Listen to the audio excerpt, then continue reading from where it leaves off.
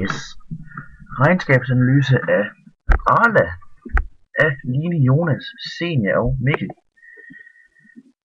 Årene 2008 til 2012. Jeg har at gøre med nogle tal her.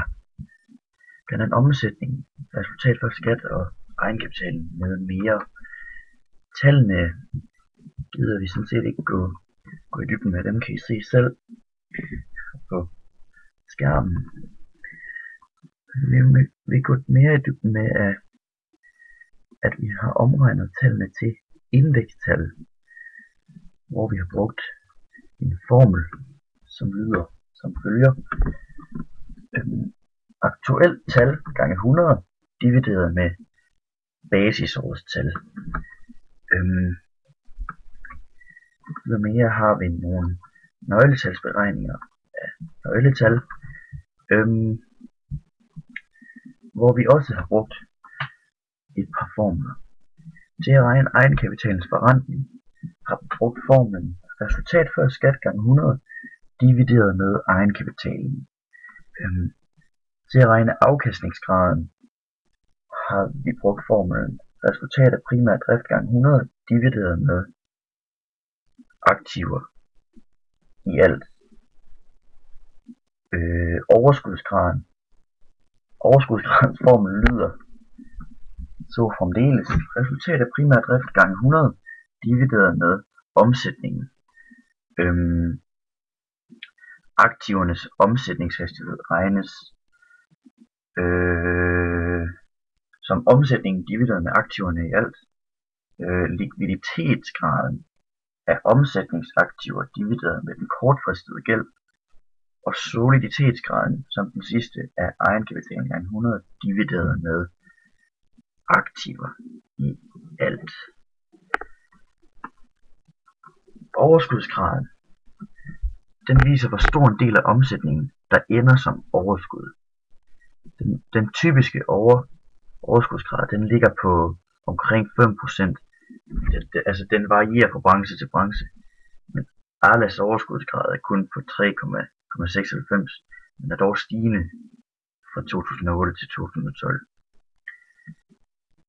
Det skyldes formentlig, at Arla har faldende omkostninger, og den er steget, fordi at resultatet af primær drift er steget mere end omsætningen af aktivernes omsætningshastighed viser, hvor mange gange omsætningen er større end aktiverne. I Arla er omsætningen 1,45 gange større end aktiverne i 2012. Tallet varierer også fra branche til branche. Det er positivt, hvis tallet vokser over årene.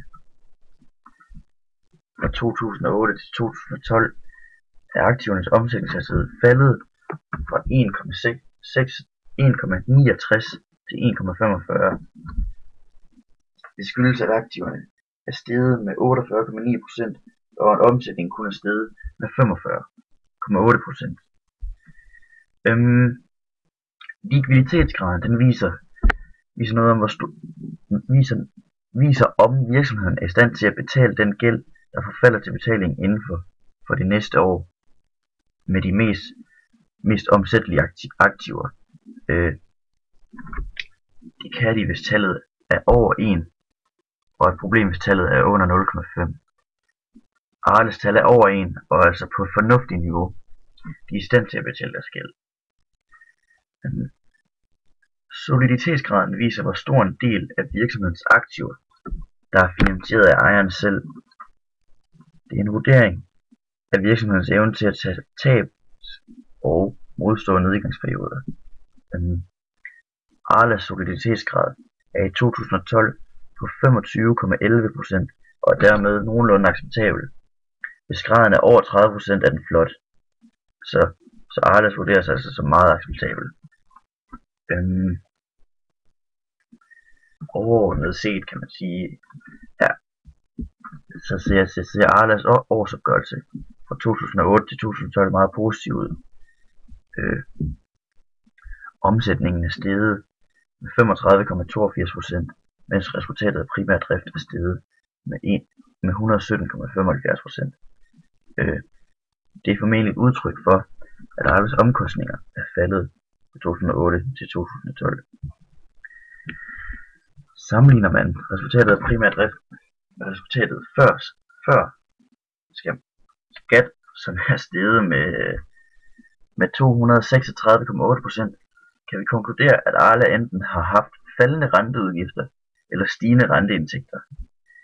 En anden årsag kan være, at de har haft en ekstraordinær indtægt, eksempelvis mellem 2011 og 2012, hvor resultatet før skat er steget med 90,6%. Egenkapitalen er steget med 140,03%, hvilket kan være et udtryk for, at virksomheden har valgt at beholde noget af deres overskud i virksomheden, i stedet for at trække dem ud som løn.